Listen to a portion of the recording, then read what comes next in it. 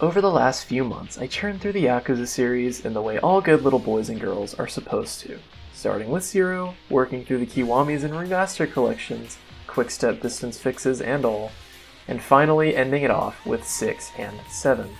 I was also able to play Dead Souls through surprisingly stable emulation after making feeble attempts to fight through the brick wall that is making purchases on a crumpled up old PS3 Slim that probably has a failing hard drive, among other things. Though despite that, my journey basically ended after finishing 7 as I played Dead Souls almost entirely out of morbid curiosity. I ended up skipping over almost all of the side content, since a lot of it is tied to combat sections in a game where I really couldn't care any less for the combat. So then, what was next? Certainly not consuming media from some other franchise. No. I still wanted to dig even deeper, as this series as a whole truly clicked with me like few things do. So the next logical step would be to play the series' origins all the way back on the PlayStation 2, obviously. This is the part where I'm obliged to say that the series began from humble beginnings, which is probably the best way to describe Yakuza 1 for the PS2, honestly. After all, until I played the original for myself, my exposure to it consisted of one other video essay that I will link in the description, as well as personal anecdotes from a friend who has been with the series since this game. Needless to say, it didn't have the most phenomenal track record from what I had heard from others, with the biggest complaints being the dubbing as well as the combat being very frustrating sometimes, especially during group encounters. But listen here, buddy. I'm here for the soul. And nothing screams soul more than a game having a remake that's justifiably considered the superior version of the game. So on that note, I'm just gonna get into it. Yakuza, originally called Ryuga Gotoku over in Japan, was a game for the PS2 released in 2005, also taking place in 2005. The game immediately hits you with this intro that is just as awesome as it is corny. The big players in the story each get a little quip in, and clips of Kiryu kicking ass are shown as the song called Receive You plays. Needless to say, I really like this intro. That's not to imply the others are bad though, it's just that all the other intros in the series, at least over here in the US, I'm not entirely sure on whether they're different outside of song licensing in Japan, are simple compilations of footage from cutscenes overlaid with that game's main theme, and unfortunately, they can be a little spoilery at times. Like, there's that part of the intro of Yakuza 4 where it shows Kanamura dead on the couch, but if you haven't actually played the game yet, you'd think it's the florist since it only pops up on screen for a short time, and the camera is angled in a way where Kanamura looks almost identical to him. Granted, that's not as massive as a spoiler as a new player would initially think, considering it's not the florist that gets killed, and Kanamura is murdered in Chapter 2, which is just a few hours in. However, it's still frustrating due to the florist being a pretty seasoned returning character at that point, and because of that, his death being spoiled in the intro is probably something that would shock and frustrate a lot of players. Yakuza 1's intro, in comparison, is a lot more collected and slow. There's a lot of extended shots taken from the cutscenes as well as actual gameplay featuring Kiryu using a few heat actions. It feels intentionally directed as if it were a movie trailer, which is just so fitting considering what the series was inspired by. Cheesy, over-the-top Yakuza movies. I said earlier that Yakuza 1 takes place in 2005, but if you've played your Kiwamis like a good little gamer, then you should already know this game begins in 1995. The key differences between this entry and Kiwami is that Kiwami actually extended this section a lot compared to the original game. For comparison, my footage of the original game's Chapter 1 was a little over half an hour, while Kiwami's version of Chapter 1 can last up to almost an hour, with the extra added-in stuff being more interactions with Shinji, the Serena gang, and an attempt to reel in Majima's originally easily irritable, brutish self into the more wacky, goofy, taking the piss silly man the later games fleshed him out to be. This can be said for most of the recurring characters that made their start in this game. Kiryu is a lot edgier.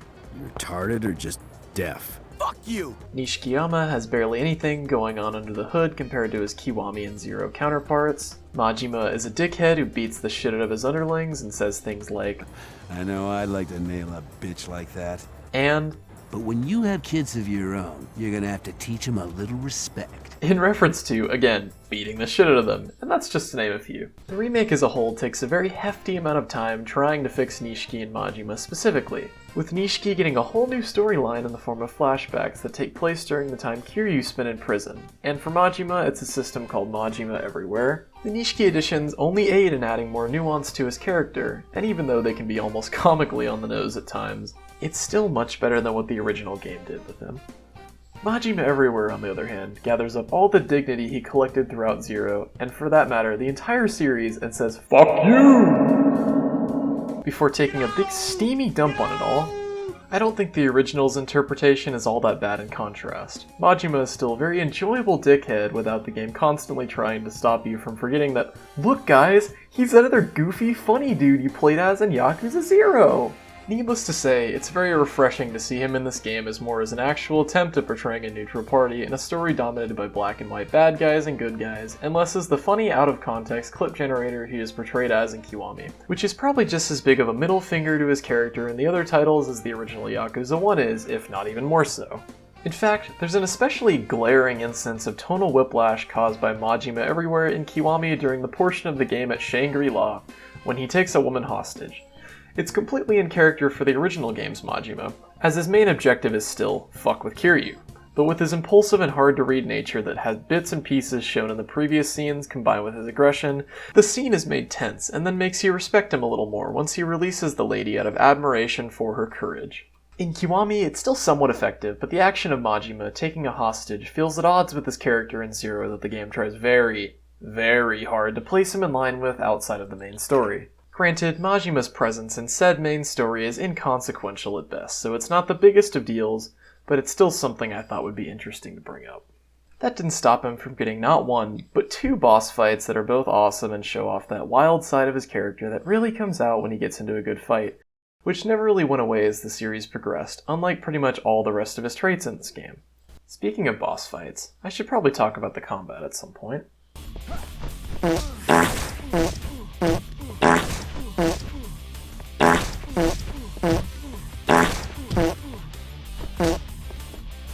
It's more solid than you may think from what people say about it online. That's not to say it doesn't have its problems though.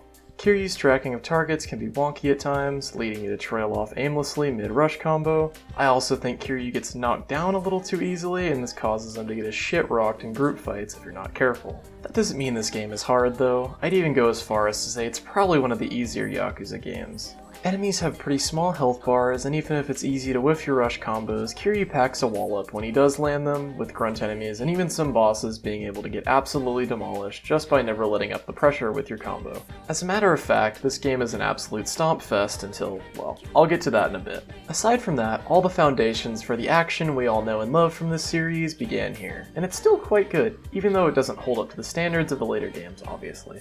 Kiryu's classic, iconic rush combo came from this game, and stayed all the way until the series moved to the Dragon Engine, and for good reason. Everything is here. The punchy, satisfying sound effects, the momentum and snappy animations, the flow of battle, when it works, etc. And nothing beats landing a final blow with that. That's that good shit. The level up system is through spending your XP points to level up 3 different traits: Soul, Technique, and Body. Soul usually has heat-related rewards for leveling it, Technique usually adds things to your basic attacks, and Body usually levels up things like your health or quick steps. It's nothing special, but it works for what it is considering they kept it until Yakuza 3. Another little thing I noticed is that Kiryu will keep the weapon he's holding when finishing a battle, and then have it in the next one, which is a neat little way to keep the player interested in weapon use. However, something that detracts from weapon use is the fact that landing more than one hit with heavy items is impossible on most enemies, due to the unfortunate fact that most of them will be knocked over in one hit, and the only way to hit enemies that are knocked down is through stomping them or using a heat action. Komaki got a start in this game too, and he teaches some questionably effective moves in questionable fashion. I'll give him a point for making the lessons unique though.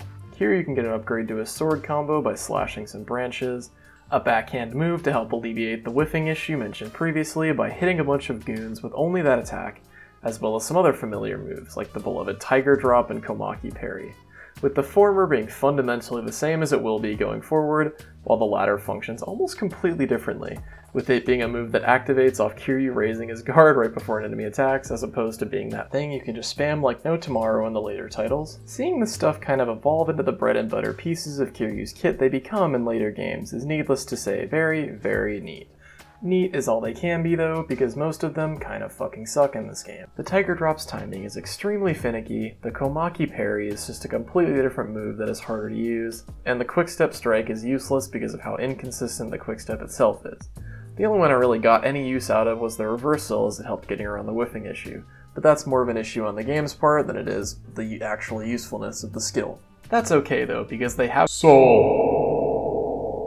Just like that other part in Komaki's training where you have to use the quick-step strike 10 times with really tough timing while also fighting the shitty-ass quick-step in this game, and also that old fucking dickhead bastard Komaki throwing pieces of shit at you that entire time, and wow, there goes 20 minutes trying to beat that lesson. On that note, I'd like to point out that the combat completely crumbles and shits itself when it's placed up against an AI that is even the slightest bit slippery or aggressive. The last couple of group encounters and extended battle sections are an absolute chore once gun users get thrown into the fray, and there are points where you will get juggled around and stun-locked for a decent chunk of your health bar, and there is fucking nothing you can do about it. Go fuck yourself, Uchiyama. Despite all of that, I'll stand by the opinion that the combat is still quite punchy and satisfying when it works. The problem is that it completely breaks much too often, which is incredibly disappointing considering Kiryu's animations and sound effects during fights are just as cathartic and satisfying to use as they are in the rest of the series. You son of a bitch! It's time to acknowledge the localization. Yakuza 1 received a very... You think I'm a fucking idiot? Look at you, fuckhead! Shut the fuck up, fucking Yakuza! Fuck you! good English dub. It was strangely pretty ambitious for its time. There's big name actors like Michael Madsen voicing Shimano, You dirty motherfucker. Eliza Dushku voicing Yumi, You guys already drunk? and of course, the one everyone knows, Mark Hamill's role as Majima. I should kill you. Stupid! Fucking motherfucker! Among those guys, there are some smaller roles that were filled by others you may recognize as well, such as John DiMaggio, who voices Kashiwagi, You know, Oyabun was once known as the #1 hitman for the Tojo clan. Dwight Schultz, who is Mung Dahl from Chowder, voicing the florist, or Kage as they call him in this game, I hate the fucking Yakuza to death. and Rachel Leigh Cook, the English voice of Tifa Lockhart, filling the role of Reina. Come back again anytime. I'll try to help you out any way I can, Kazuma. Another one I found funny was Date, being voiced by Bill Farmer, who you might know as the current English voice actor for Goofy, as well as the original voice actor for Sam from the Sam & Max series. Although he doesn't really sound like Goofy in this, it's still funny to think about. The bullshit. Don't give me that bullshit. Shit. Coming out of a beloved children's character's mouth. The translation also does a lot of strange things with character names that's confusing for a multitude of reasons. Shimano's first name, Futoshi, was shortened to Futo, Seda's last name, Masaru, was shortened to Masa, and Nishikiyama was shortened to Nishiki, which, granted, isn't as noticeable since everyone calls him Nishiki anyways, but it's still a strange adjustment nonetheless. The strangest one of them all, however, was that Kazuma's name was also changed completely to Fuma, which I assume was done to avoid getting it confused with Kiryu's first name, Kazuma, which is what everyone in this game refers to him by for some reason. That adjustment would be understandable if everyone went by their first name, since that's something a lot of English localizations of Japanese games did around this time, and sometimes still do, with an example being the Danganronpa series. However, everyone in this game besides Kiryu is referred to with their last names, normally, which makes the Fuma-Kazuma change completely arbitrary and pointless at best, intrusive and quite annoying at worst. Despite some quirks of early 2000s localization being present, the cast seems to imply that this game's dub is pretty solid. Well, you'd be forgiven for thinking that. Among all these very recognizable folk, I think I ended up enjoying Daryl Carrillo's role as Kiryu the most, as despite him sounding bored sometimes, I think his delivery is mostly solid and he seems to fill the shoes of Kiryu quite nicely. There is one scene, however, that made me completely fucking lose my shit when I saw it, and I'll just play it for you in silence for a little bit, because you just need to take it in. Pull the trigger and finish the fucking job.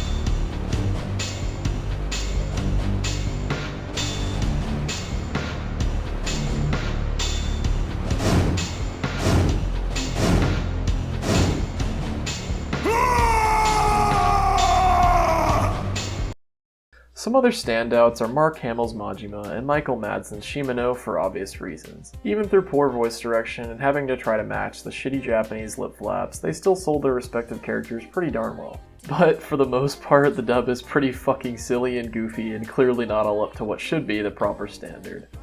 Most anyone who's looked into Yakuza 1 probably knows that there's a comically large amount of swearing and edginess that most likely wasn't there in the original game. What the fuck do you think you're doing? Today's been a very bad day, and it's put me in a real shitty mood. What? And I really can't get over this one grunt voice line that is just exactly like English dub Goku screaming. One last thing that was odd to me was I swear I heard the word Oyabun more in this game than I did in the rest of the series combined. Now, I don't know that much Japanese, and I know even less when it comes to being used with cultural context, so maybe I've just been missing it while listening to Japanese-speaking characters in the other games. However, it's still something that stuck out a lot to me, enough to make a point of it. Overall, with things like the Kazuma Fuma changes, as well as other weird things like honorifics being used very selectively, it almost feels like there was some sort of directorial conflict behind the scenes that led to all these inconsistency issues. I'm running out of things to talk about, so as to wrap things up, I'll dabble in some of the side content. I already spoke about Komaki's training earlier, which unlocks after the florist makes you compete in some Coliseum matches in exchange for some information. This chain of side content is easily missable, as he's just hanging out in purgatory amongst the other homeless folk, and with models like these, he sort of blends right in. Some minigames are present, such as the batting cages, which are simple but satisfying, the UFO catchers, which are basically unusable, as well as some gambling games. There's probably a few that I missed though, as I got tired of running around Kamurocho pretty quick since an enemy encounter spawns almost every time the camera angle switches. I already mentioned the Coliseum, but it's here if you're short on money or need some XP, though, again, half the enemies are stupidly easy and the other half are stupidly frustrating and annoying. And on top of that, you only get the full amount of XP and money after the first clear of each tournament. And there are only so many different tournaments before you run out of new ones to clear. There are indeed sub-stories in this game, which are dabbled into two categories, with the first being the random type you discover in the streets of Kamurocho, and the other that have a green quest marker on the map. These usually go on for longer and have an animated cutscene involved, which is nice. I'm probably just a little impatient, but the absence of sub-story markers in this game really didn't enthuse me on the idea of searching for them. I stumbled into about 15 on my run, and they're alright. A lot of the goofy shit is absent, or it just feels strange in its delivery, as the series was still searching for its identity with only one game under its belt. However, there's still a lot to love, with one of my favorites being the one where Kiryu gets absolutely alerted by some random lady with big honkers, and gets brought to a bar where he is subsequently drugged and mugged and dumped out onto the street, which is then followed up by him returning to the bar and getting his money back and more when the bartender hands him a little something extra so he just leaves them alone. Or maybe the one where you run into some guys running a scam where they bump into you and then pretend that you broke one of their bones or something, which happens 3 times as they gather weapons and more people each time to try and deal with Kiryu. By the 3rd time, Kiryu's dialogue options change to something a lot more annoyed, and when you encounter them a 4th time, they don't run the scam and instead try to play it off to try and get Kiryu to leave them alone peacefully without beating the shit out of them. My favorite one of all, however, at least from the ones that I found, is the one where Kiryu meets Dojima's wife and he has to convince her not to kill him. I won't say much about this one because it's easy to miss in Kiwami and also very, very cool. I highly recommend that you load up your Premium Adventure save and go check it out, or be sure not to miss it if you're playing the original game. I think this game could be one of 2 things depending on what you make of it. On one end, it could serve as an entry point to the series if you really wanted it to. If you can get past the copy-pasted recycling of Zero's combat system and Majima Everywhere, I'd still recommend starting with those games, simply because Zero and Kiwami work very well together as an introduction to this amazing series. On the other hand, from my perspective, this game is a neat, silly novelty for players who got their start post-PS3 era and served as a short and sweet peek into where the series began. I'd also recommend checking out Yakuza 2 if you can, as the combat is marginally improved and some of the series' absolute staples like the goofy sub-stories and iconic characters really start to shine for the first time there. I have to admit though, this is the only game in the series I wouldn't replay, and honestly, I felt nothing but relief when the credits rolled. If there was a word to describe Yakuza 1, it's very obvious that it'd be dated. This game is a rough piece of work. The difficulty is wildly inconsistent, the combat lacks a lot of polish. Hell, the entire game lacks a lot of that polish that the rest of the series has usually been consistent with going forward. Emphasis on usually. In conclusion, play it if you feel like it, I guess.